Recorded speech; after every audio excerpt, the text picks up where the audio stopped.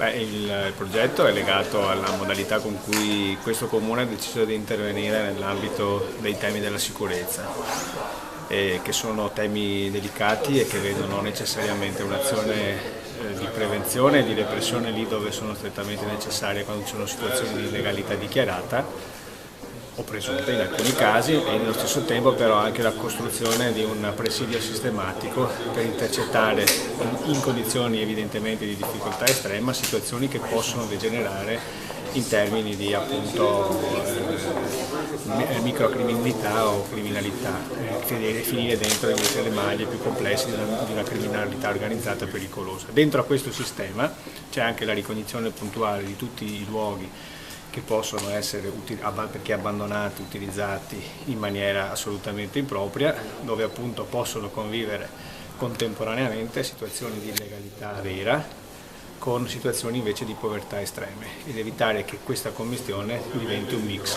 esplosivo. Ecco, volevo che mi sottolineasse questo, scusi, questi due aspetti.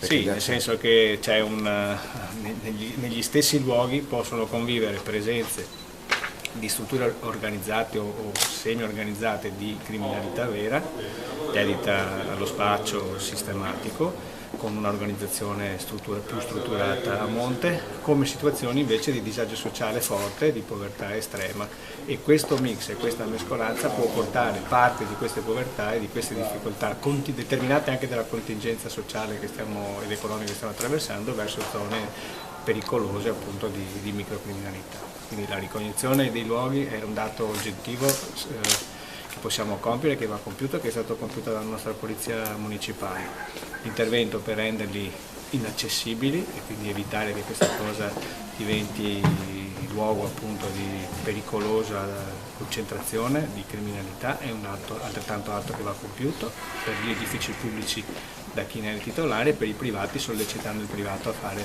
quello che deve fare perché la legge gli impone di tenere in sicurezza i propri edifici. Ripeto, contemporaneamente poi noi agiamo sul territorio con i nostri gruppi di base che lavorano territorialmente per intercettare invece quelle che non sono situazioni criminali ma sono situazioni di disagio. C'è stata qualche situazione di disagio estremo che avete trovato? Le chiedo, fra virgolette, se c'è un aneddoto, una curiosità, una particolarità, un caso che davvero magari l'ha colpita anche sul piano umano. No, diciamo che dal punto di vista delle difficoltà noi le incrociamo purtroppo in questo periodo sistematicamente tutti i giorni. Non è che c'erano situazioni che meritano, tra virgolette, di essere raccontati con modalità morbose di conoscenza, questo credo che non sia neanche giusto. È evidente che ci sono situazioni in cui la perdita, in particolare per cittadini stranieri che pur sono presenti regolarmente sul nostro territorio, la situazione di perdita del lavoro, visto che anch'essi sono uno degli anelli deboli della catena in questo momento, li mette in condizione di convivere con situazioni che appunto rischiano di assorbirli in attività che non sono lecite. Credo che questo sia un momento delicato. Chi è povero rischia.